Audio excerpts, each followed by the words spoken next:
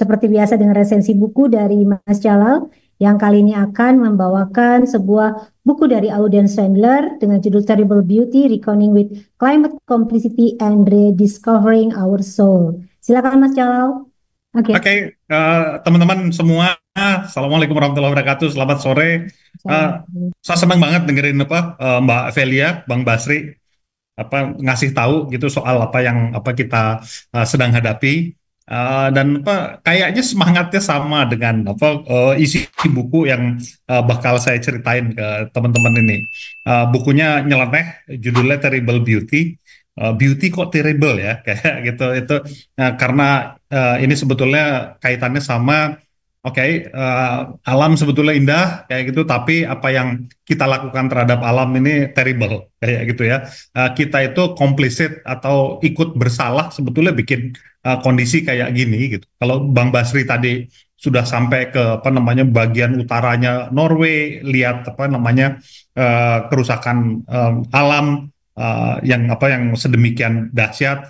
Mbak Velia juga tukang jalan-jalan tuh ya, kalau ke pojokan dunia sebelah mana pasti lihat macam-macam, dan kita lihat keindahannya, kita lihat kerusakannya. Dan masalah dengan itu, kalau di buku yang saya mau bahas ini adalah ya kita sebetulnya ya suka membohongi diri sendiri gitu. Kita kayak berusaha memperbaiki dunia, tapi kita mau sebetulnya ilusi kemajuan kita tonjolkan, kemudian beneran kita nggak seriusin kayak gitu. Jadi ini memang cerita soal perbaikan tapi setengah hati kayak gitu ya. Dan di buku ini Auden Sandler ngasih tahu ke kita, kalau dulu setengah hati nggak bisa lagi kayak gini. Kita itu ada dalam bahaya besar kayak gitu, dan cara untuk memperbaikinya dia diskusikan. Nah, ini penulisnya Auden Sandler. Kalau Bang Basri itu datang dari bisnis macam-macam, Bang Basri itu ya ekstraktif, pengalamannya lama kayak gitu. Kemudian dia tekstil ada, Mbak Velia pengalamannya di industri jasa keuangan kayak gitu ya. Auden Sandler ini ngurusin ini resort.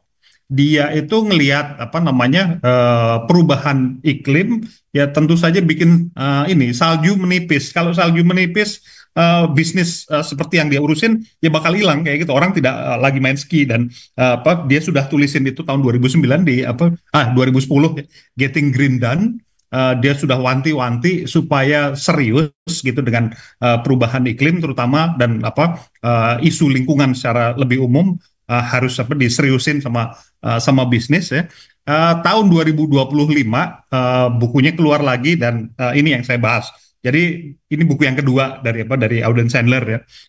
Dia praktisi, tapi kalau cari tulisannya di Harvard Business Review ada, di Stanford SSIR, Stanford Social Innovation Review juga ada gitu. Jadi dia tidak asing gitu dengan nulis di jurnal yang ilmiah dan profesional juga.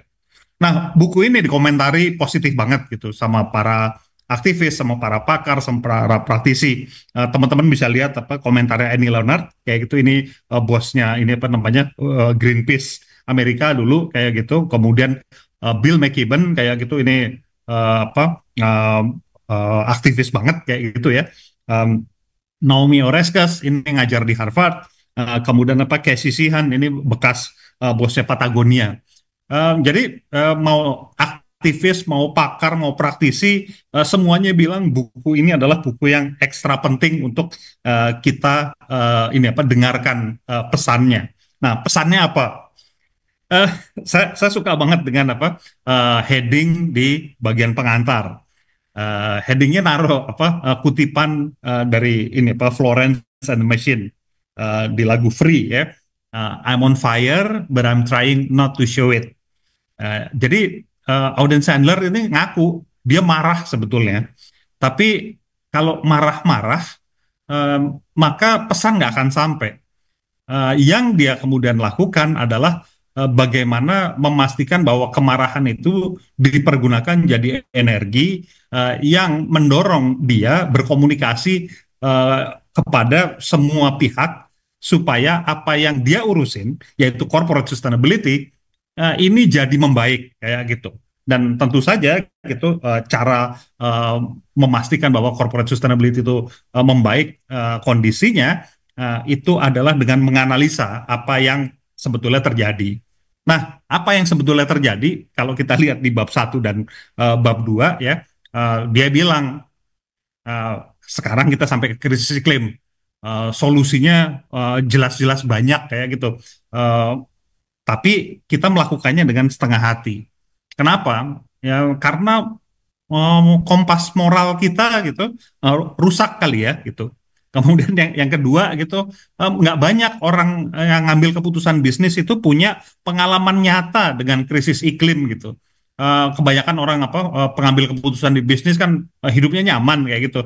Kalau doyan jalan-jalan kayak Bang Basri, Mbak Velia ngelihat macam-macam kayak gitu dan pengalaman nyata itu penting banget untuk mengapresiasi atau menyadari gitu bahwa krisis iklim sedang terjadi gitu ya.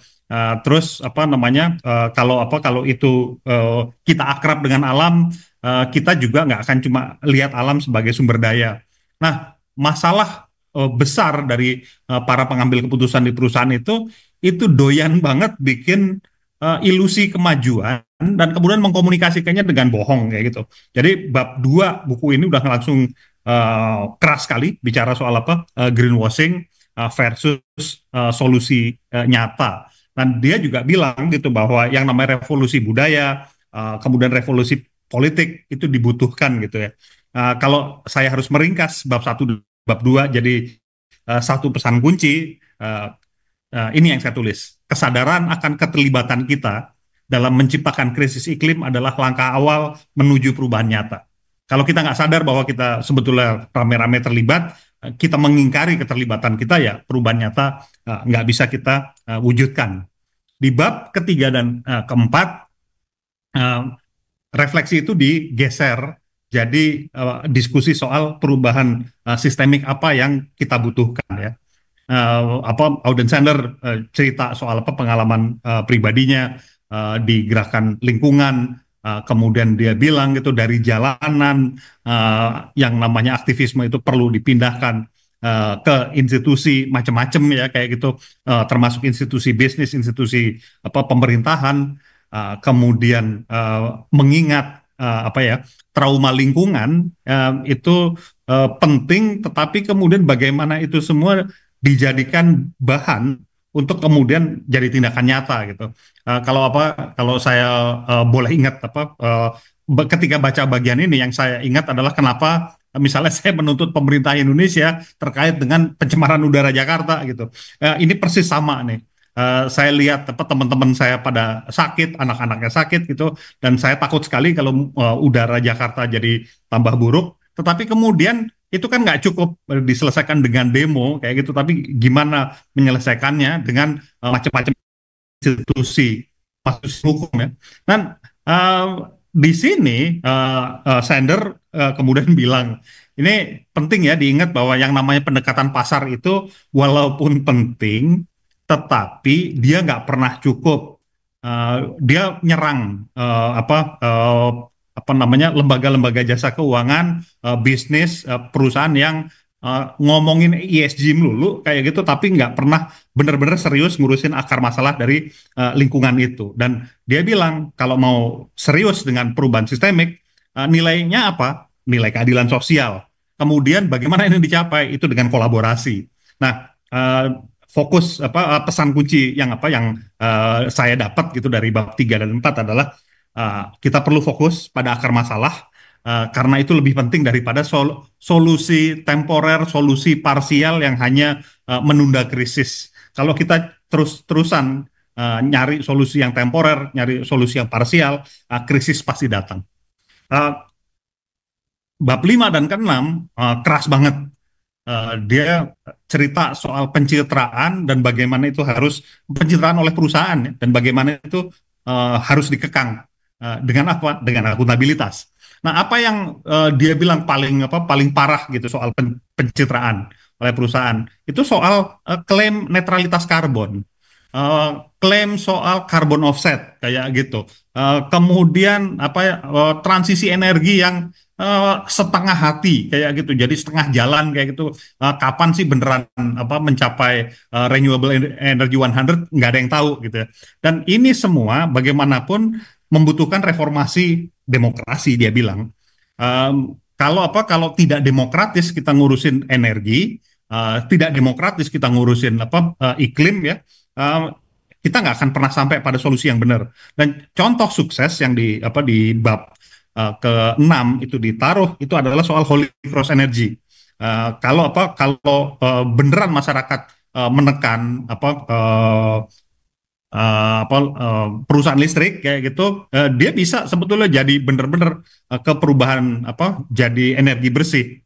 Kemudian perusahaan yang bikin komitmen iklim itu bukan jelek ya, bikin komitmen iklim itu bagus banget. Tetapi dia harus transparan, termasuk dalam memasukkan itu ke dalam strategi bisnis, kemudian peta jalannya jelas, ada sumber daya yang diperlukan dan seterusnya. Dan bagaimanapun kalau mau berkelanjutan, ya demokrasi itu harus ditegakkan. Dan ini yang kemudian kalau saya pikirin gitu ya. Gerusan demokrasi yang dilakukan oleh Donald Trump, tentu saja ini membahayakan keberlanjutan. Nah, pesan kuncinya apa dari dua bab ini? Solusi sejati itu memerlukan penghilangan emisi yang secara langsung kayak gitu. Jadi mitigasi emisi yang serius yang diperlukan, bukan emisinya tetap tinggi, tapi kemudian melakukan offset atau kompromi terus-menerus geser-geser waktu penyelesaian kayak gitu. Kapan mau net zero digeser terus kayak gitu. Yang digedein offset kayak gitu, dan emisi mitigasinya nggak benar-benar diseriusin. Dan bab ke-7 dan ke-8 ini cerita bahwa yang paling bikin ruwet situasi ini sebetulnya ya perusahaan besar kayak gitu, perusahaan besar yang skalanya ini perusahaan raksasa yang ada di level global ya kayak gitu, yang dia hajar itu utamanya adalah Kimberly-Clark dan ExxonMobil. Tetapi dia bilang tekanan publik bisa kok mengubah perusahaan, sepanjang perlawanan terhadap apa yang dilakukan oleh perusahaan yang nggak bener kayak gitu ya, itu dilakukan secara kolaboratif dan beneran cerdas. Dan bagaimana sampai ke situ, menurut Sandler, kita harus mempersonalisasi kayak gitu semua urusan iklim ini. Kita harus bikin ini perlawanan terhadap krisis iklim atau menginginkan kondisi iklim yang baik itu sebagai budaya kita. Nah, ini yang akan memperkuat aksi iklim, dan percayalah bahwa setiap orang itu punya peran, baik itu jadi konsumen, jadi investor, jadi warga negara. Di bab ke-8 itu digambarin dengan detail apa saja yang bisa dilakukan oleh konsumen, apa yang bisa dilakukan kita sebagai investor kayak gitu dan sebagai warga negara. Dan kalau pesan kuncinya saya ringkasin, itu adalah strategi yang menghubungkan isu iklim dengan kehidupan sehari-hari dan nilai-nilai budaya. Ini kerap lebih berhasil dalam mendorong aksi nyata dibandingkan dengan perusahaan berjanji bikin penanganan iklim, tapi kemudian tidak ada tekanan dari masyarakat itu benar-benar untuk akuntabel terhadap dampak mereka terhadap iklim. Di bab 9 dan 10 yang jadi sasaran tembak dari Auden Sandler itu adalah bank dan investor. Nih wilayah kekuasaannya Mbak Velia. Jelas banget gitu di bab 9, Sandler bilang bank itulah penyebab krisis iklim. Kenapa? Ya bank sama lembaga keuangan mendanai proyek-proyek bahan bakar fosil, dan bikin mereka jadi penyumbang utama emisi karbon. Nah, apa cara yang efektif? Sekarang banyak bank dan investor yang udah meninggalkan pembiayaan itu. Jadi divestasi itu dinyatakan sebagai strategi yang efektif. Kemudian kenapa divestasi itu dilakukan? Tekanan publik itu jawaban dari Sandler ya. Bank itu lebih responsif terhadap tekanan publik karena bank itu sangat mutasi. Jadi kalau publik itu protes ke bank, saya taruh di situ laporannya beberapa organisasi dipimpin oleh Rainforest Action Network, judulnya Banking on Climate Chaos, itu sangat powerful mengubah perilaku bank. Dan di bab 10 ya, Sandler bilang kalau ngomongin iklim bahasanya yang mudah ya, pakai bahasa yang universal, ngomongin tanggung jawab, ngomongin warisan kepada anak cucu, pakai nilai-nilai lokal kayak gitu. Kemudian dialognya dengan siapapun di ruang sekecil apapun itu perlu terus dilakukan. Jadi saya senang baik Mbak Velia maupun Bang Basri kalau bicara kepada kita semua gitu, bahasanya nggak ruwet-ruwet kayak gitu, walaupun yang disampaikan sebetulnya bikin stres. Nah, pesan kuncinya apa? Itu mengubah kebijakan keuangan dan dialog yang inklusif itu kunci untuk mempercepat transisi menuju dunia yang lebih berkelanjutan. Jadi kalau mau mengubah perusahaan, ubahlah bank, ubahlah investor. Itu yang jelas banget disampaikan oleh Auden Sandler. Di bab 11 dan 12 yang dibahas adalah soal dimensi keadilan dan solidaritas untuk solusi iklim yang kasih tahu gitu oleh Sandler adalah bahwa krisis iklim ini memukul banyak banget kelompok rentan, dan kelompok rentan itu sebetulnya yang paling kecil dosanya terhadap iklim kayak gitu. Nah, jadi kalau mau beneran mencapai solusi iklim yang hakiki gitu ya, ya keadilan itu perlu jadi inti kebijakan iklim. Ngambil keputusan itu harus inklusif gitu. Baik itu pemangku kepentingannya perusahaan maupun sebagai warga negara kayak gitu. Itu penting sekali buat memastikan kebijakan yang beneran inklusif. Dan jadi warga negara itu berarti kita bertanggung jawab. Jadi ini ininya digeser ya, sudut pandangnya. Kemudian kita perlu sungguh-sungguh memperjuangkan demokrasi. Kita perlu menguatkan solidaritas buat mencapai solusi iklim. Pesan kuncinya keadilan sosial dan aksi iklim itu saling terkait serta membutuhkan partisipasi aktif semua pihak buat menciptakan dunia yang bisa dinyatakan lebih adil dulu baru berkelanjutan. Sandler itu bilang mustahil kita mencapai keberlanjutan kalau kita tidak terlebih dahulu menegakkan keadilan. Jadi kalau kita mau uh, mencapai keberlanjutan, ya adil dulu kayak gitu. Itu itu prasyarat yang mutlak. Ini bagian terakhir bab ke-13 dan epilognya ya. Uh, dia sampai kepada dimensi spiritualitas. Uh, Sandler bilang kayak gitu, yang namanya orang itu mustahil tidak butuh hubungan spiritual. Mau itu namanya Tuhan, mau namanya semesta kayak gitu ya. Pokoknya kaitan sama batin itu penting sekali. Dan di dalam kondisi ketidakpastian seperti krisis iklim ini, yang namanya dimensi spiritualitas itu akan bikin kekuatan harapan. Jadi apa yang kemudian sangat penting di dalam perjuangan ini adalah tetap berjuang walaupun kayaknya sekarang kita lagi kalah. Keindahan, cinta, kerentanan itu dibahas di situ, dan di sini dinyatakan kalau kita cuma bicara soal teknologi, bicara soal politik gitu untuk mencapai keberlanjutan nggak akan sampai. Kenapa? Karena hatinya nggak di situ. Kita cuma lihat benda di luar sana, tapi hati, keluarga, warisan yang ingin ditinggalkan itu adalah hal-hal yang sangat penting untuk bikin kita terus berjuang. Dan di situ dinyatakan di epilog ya, setiap langkah kecil itu penting. Nah, kesadaran, komitmen, solidaritas itu langkahnya kecil-kecil, tetapi kita akan sampai ke dalam kondisi yang lebih baik. Apa pesan kuncinya? Harapan adalah modal terpenting untuk terus bergerak maju. Jadi saya ada film yang bilang bahwa uh, apa masa depan itu terbuat dari apa? seseorang menjawab dari masa lalu, dan dia bilang enggak, masa depan itu dibuat dari harapan, bukan dari masa lalu. Nah, harapan itu modal paling penting, bahkan dan terutama ketika tantangan terasa luar biasa besar seperti sekarang. Jadi kita perlu memelihara harapan. Dan di akhir buku ini nggak tidak di buku gitu, tapi dua kutipan ini yang langsung saya ingat kayak gitu ya. Noam Chomsky bilang optimism is a strategy for making a better future because unless you believe that the future can be better, you are unlikely to step up and take responsibility for making it so. Jadi kalau kita tidak optimis, kita nggak akan bergerak, nggak akan mengambil tanggung jawab gitu. Jadi dia bilang optimisme itu adalah strategi penting.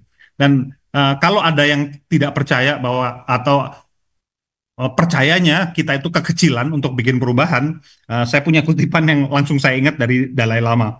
If you think you are too small to make a difference, try sleeping with a mosquito. Bisa tidur kalau ada nyamuk kayak gitu. Nah, nyamuk itu kecil banget dan gangguannya luar biasa. Dan kita bisa melakukan gangguan itu atau melakukan perbaikan walaupun kita sekecil nyamuk sebetulnya. Nah, kalau saya ditanya apa kesan saya terhadap buku ini, saya punya 4 hal yang bilang buku ini positif banget. 2 hal yang bilang bahwa oke, ada ruang perbaikan kayak gitu, dan kesimpulannya tetap saja saya bilang buku ini highly recommended, dan antara tahun 2021 sampai tahun 2025 menurut saya ini adalah salah satu di antara 50 buku keberlanjutan terbaik. Yang pertama kayak gitu, saya suka banget kritik tanpa tedeng aling-aling terhadap greenwashing. Yang kedua, narasinya kuat banget kayak gitu. Ini bener-bener Auden Sandler itu tukang cerita yang luar biasa, menghubungkan kisah pribadi yang menyentuh itu dengan keseharian pembacanya ya, kayak gitu. Dan kemudian dia ngasih solusi nyata, solusi praktis, nggak cuma di teknologi kayak gitu, tapi dia bilang teknologi udah jelas tersedia, yang kurang itu skala sama akuntabilitas. Gimana caranya meningkatkan skala, itu urusan yang tadi udah saya jelasin. Dan saya suka banget bahwa seruannya itu adalah untuk kemanusiaan, untuk keadilan kayak gitu, untuk ngambil tanggung jawab, untuk peduli pada masa depan. Nah, kalau saya disuruh ngeritik buku ini ada 2. Pertama, ada beberapa bagian yang menurut saya bertele-tele, pengulangan nggak perlu kayak gitu, dan ceritanya menurut saya bisa dipangkas. Nah, dan kadang-kadang ketika bertele-tele itu saya selalu mikirin kenapa ya bagian ini nggak dibikin bagan, kenapa nggak dibikin tabel kayak gitu, dan buku ini nggak ada sama sekali gambar bagan tabel, nggak ada. Jadi kata-kata isinya, dan perspektifnya buat banyak orang akan bilang Amerika banget ya, eh, eh, apa ya eh, pengalaman dia banget ya gitu ya. Walaupun pengalamannya sangat luas gitu. Eh, Mungkin kita bisa akan lebih mengapresiasi kalau dia cerita soal masyarakat adat yang sebetulnya tinggal dekat juga dengan dia gitu, apa yang terjadi dengan mereka. Tapi 2 yang saya sebutkan terakhir itu tidak membuat ini buku jadi kurang sama sekali. Menurut saya buku ini keren banget, dan siapapun yang peduli pada masa depan bumi, peduli pada generasi mendatang, wajib baca. Terima kasih.